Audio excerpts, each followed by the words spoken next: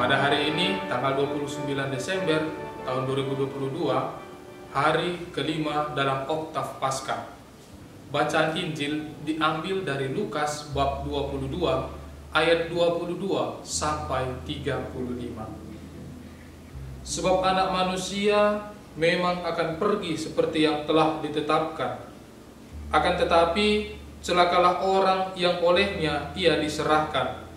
Lalu mulailah mereka mempersoalkan siapa di antara mereka yang akan berbuat demikian. Terjadilah juga pertengkaran di antara murid-murid Yesus. Siapakah yang dapat dianggap terbesar di antara mereka? Yesus berkata kepada mereka, raja-raja bangsa-bangsa memerintah rakyat mereka, dan orang-orang yang menjalankan kuasa atas mereka disebut pelindung-pelindung. Tetapi kamu tidaklah demikian, melainkan yang terbesar di antara kamu hendaklah menjadi sebagai yang paling muda dan pemimpin sebagai pelayan.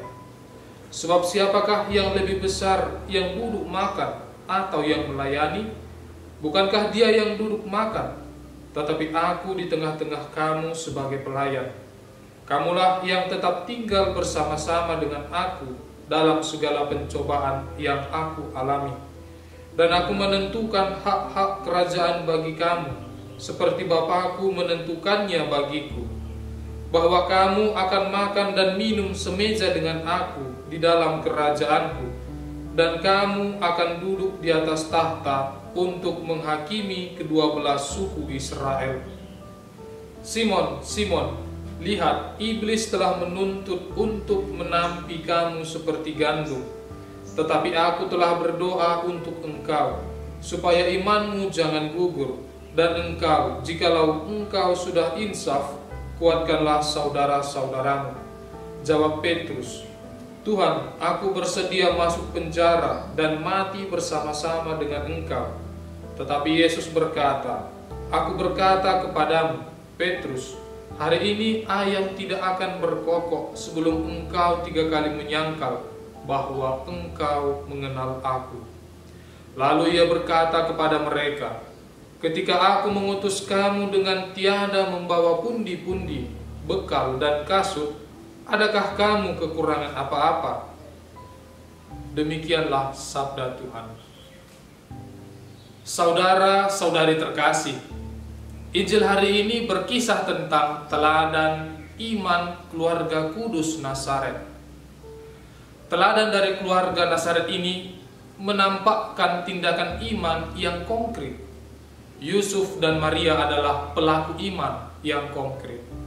Mereka hidup dalam ketaatan terhadap tradisi hukum Musa yang berlaku bagi setiap anak sulung pria. Ketaatan itu ditampakkan dengan kedatangan mereka ke bait Allah untuk menyerahkan dia kepada Tuhan. Yusuf dan Maria memberikan persembahan yang terbaik bagi Allah. Yusuf dan Maria mengajarkan sebuah teladan iman bagi kita, yakni hidup mencintai hukum Tuhan. Mereka tidak hanya mengetahui hukum Tuhan, tetapi melaksanakannya dalam hidup. Selain kisah ketaatan Yusuf dan Maria dalam menapati hukum Tuhan, Injil juga menampakkan seorang tokoh iman yang hidup benar dan saleh, yaitu Simeon. Ketika Yesus dibawa ke bait Allah, ia menyambut kanak-kanak Yesus dan sambil menatangnya, memuji Tuhan. Sekarang Tuhan, biarkanlah hamba-Mu ini pergi dalam damai sejahtera sesuai dengan firman-Mu, sebab mataku telah melihat keselamatan yang daripada-Mu, yang telah Engkau sediakan di hadapan segala bangsa, yaitu terang yang menjadi pernyataan bagi bangsa-bangsa dan menjadi kemuliaan bagi umat-Mu Israel. Bacaan hari ini menjadi jawaban bagi pengharapan Simeon yang menantikan kehadiran Mesias.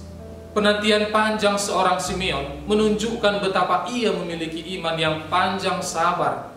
Iman yang panjang sabar dan berwujud dalam kehidupan yang benar dan saleh dalam dirinya. Memampukan dia mengenal Allah dan kehadirannya.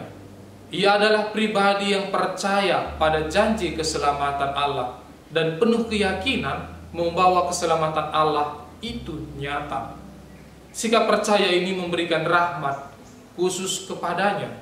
Allah berjanji bahwa Simeon tidak akan mati sebelum melihat Mesias, dan kini ia sendiri melihat keselamatan itu dengan hati yang bersyukur dan bergembira.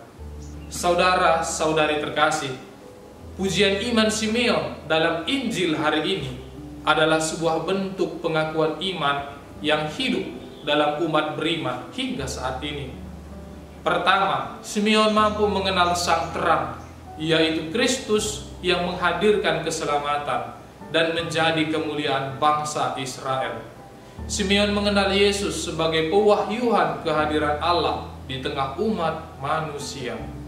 Karena itu, melalui sikap iman Simeon, umat beriman dibantu untuk menyadari bahwa setiap orang yang hidup dalam perintah Tuhan dijamin oleh Allah untuk dapat mengenal dan melihat keselamatan yang dihadirkannya di tengah manusia.